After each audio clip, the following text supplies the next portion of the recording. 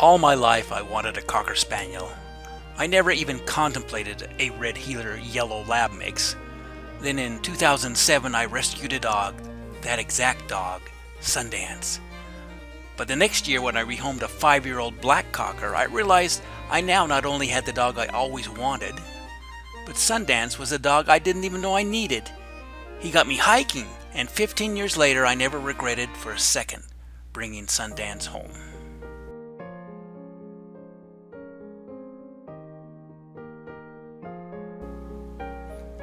Lady had terrible seizures, and it was a lot of work and worry to take care of. And seizures were scary for the grandkids, and for me. We loved her just the same, but I often felt Sundance was my reward for taking care of Lady. Her medication made Lady somewhat aloof, and eventually a lifetime of seizure medication got the best of her internal organs, and she left us earlier than we had hoped. We rehomed a Cocker Spaniel out of Idaho, and she and Sundance got along marvelously, starting day 2. On the ride home from Idaho, Snuffi wouldn't stay in the back of the SUV with Sundance, but climbed over the back seat and rode in the grandkids' child seat. The two quickly became ultimate hiking buddies. Like Sundance, Snuffi loved the mountains and those critters. Her powerful nose often found her head down, tracking a scent until she realized she didn't know where she was. We put a bell on her and used Sundance's sensitive hearing and herding instincts to find her and bring her back. We told Sundance to get Snuffi, and most of the time he did just that. Still, about 3 or 4 times each year her nose got her lost for an hour or more. She took off after 2 bull moose from this basin once, and I told Sundance to get Snuffi. About 3 hours later, the 2 were found, still together. She often swam mostly to greet the ducklings.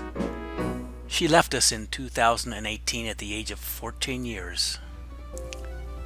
Sundance took Snuffi's death very hard, but he bonded with Sherbet, our Cocker Spaniel puppy, instantly. He was also so protective of her, and she seemed to look up to him, especially up in the mountains. Sherbet didn't stray off the trail driven by her nose like her predecessor, but Sundance, without waiting for my "get Sherbet" command, would take it upon himself to herd her back if he thought she was too far in front of us on the trail. Like a good brother, he taught her the ropes, including how to swim and fetch sticks thrown into the lake. Lesson over. Now it's time for a race to the stick. Sundance, the gentleman, gives Sherbet a head start. She gets to the stick first and has it firmly in her teeth. But wait, Sundance chomps on it as well. Oh, how nice. They're sharing the victory. But wait, Sundance completes the steal. Oh well, here's a prize for Sherbet. These days, everyone gets a trophy, you know.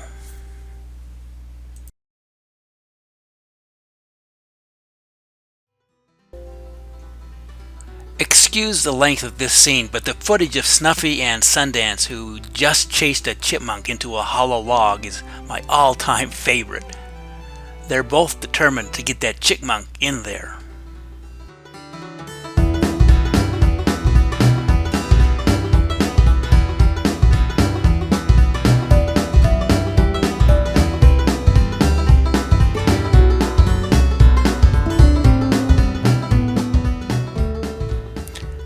Sundance even seems to try to see through the log to find that little critter, but he's most likely just hearing something with his sensitive ears, or he smells something with his dog nose.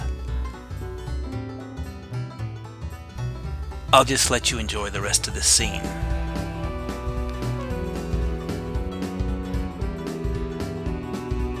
Back from a potty break. Haven't you got him out yet, Sundance?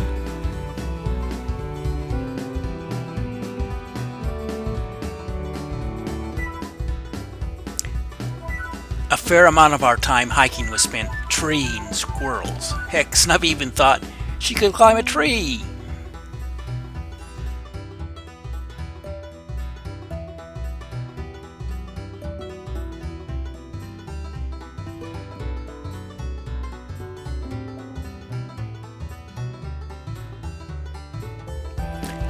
they're both gone now, so in the way this scene is lit, the light, it seems it could be Sundance and Snuffi chasing squirrels in heaven. Don't you think?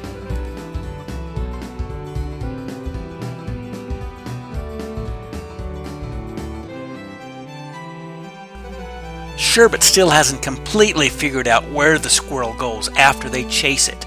It runs behind the tree and then it just disappears. She finally saw one go up the tree but still hasn't connected the dots that that's where all of them are going.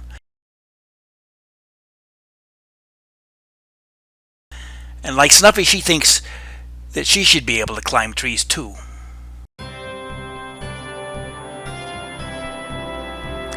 Over the almost 15 years we've been hiking, besides squirrels, we've seen a lot of moose, deer, elk, and some other animals.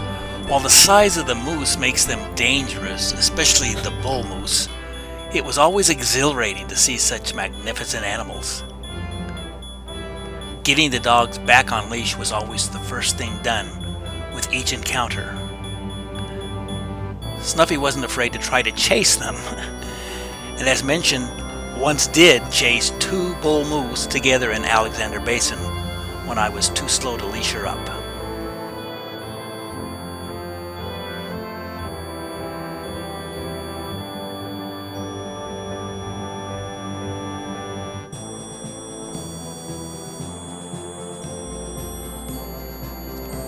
And here's a bonus, 2 other moose together.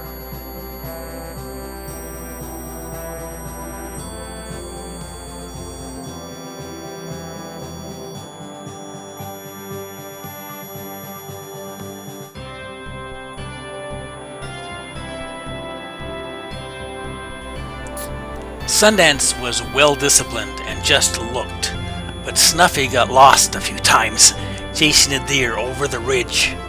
She was fearless.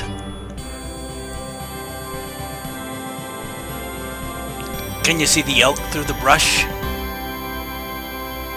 While hiking last summer, Sherbet and Sundance suddenly veered off the trail at a pretty good clip. Both had the scent of something. About 40 yards from them, a bear's head emerges over the ridge you see here. I started yelling for the dogs to come back. They did. My yelling scared the bear away, and by the time the dogs were leashed and safe and I got my phone out, he was quite a distance away, heading for the trees. After 15 years, our first bear. We often saw birds of prey hovering overhead. I know a hawk would have a tough time with my 25-pound girl, but whenever I saw these guys, I stayed close to my cocker. Still, you think it's a coincidence that this guy who later showed up on my grandkids' tugboat sandbox didn't follow my cocker spaniel home?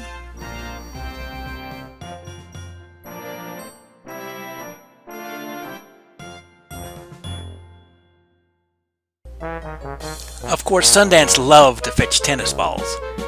It's hard to see here, but I always threw the ball real high, so Sundance could not just retrieve it, but actually catch it on the first bounce. He was quite athletic. And this is a little twist on the plain fetch where Sundance launches off a boulder to fetch the ball I throw.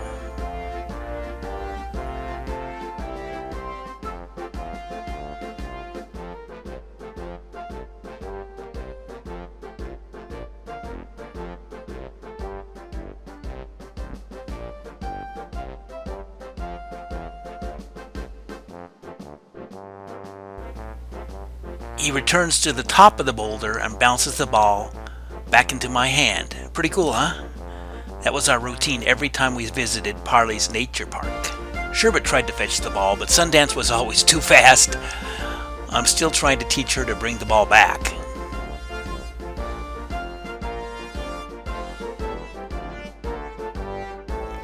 Sundance loved to be chased, and his goal was always to get the other dogs to chase him. Here he is with friends he made at Dog Lake. Before we started hiking, we built an agility course in our backyard since heelers are quite hyperactive. The pipeline trail in Millcreek still has rusty portions of the iron pipeline.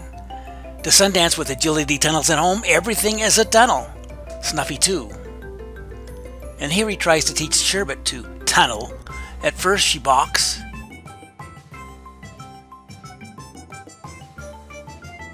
He tries a different approach.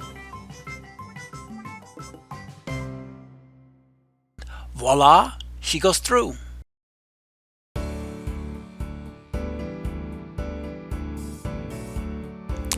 Sundance may have had a little help with the remote, but this is a true depiction of what he did when the home movie videos of the grandkids were on the screen.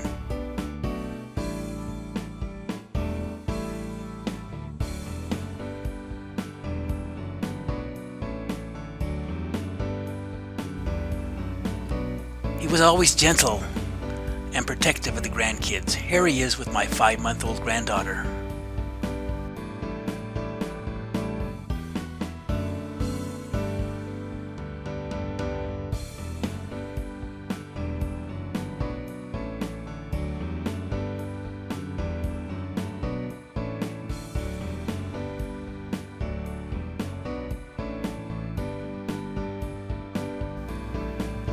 And the rest of the grandkids.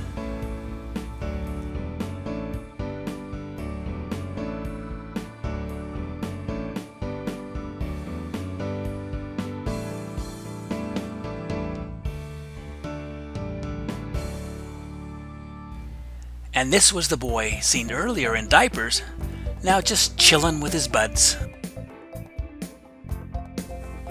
Sometimes the grandkids like to hike with us up to Dog Lake. Those were great times for Sundance and myself.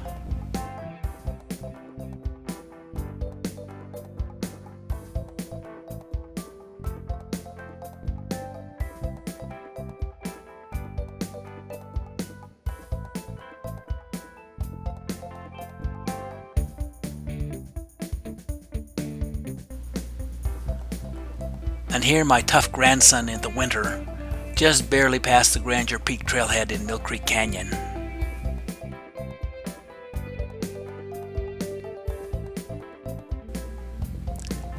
This is just what it looks like. This guy didn't like the dog sleeping on his bed, but they'd sneak on when he was asleep anyway.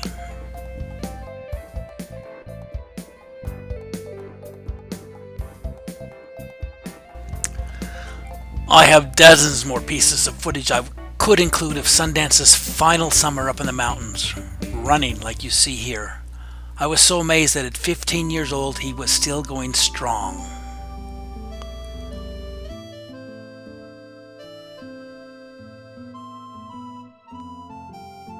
Not bad for 15 years old.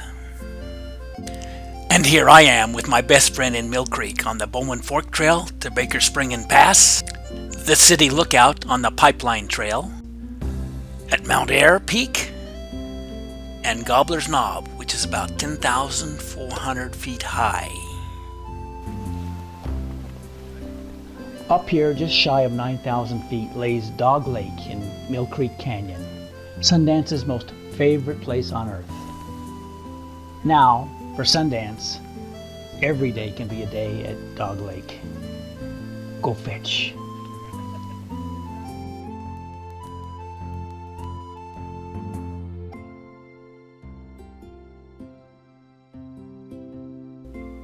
Hey, he's really gone. What do we do now?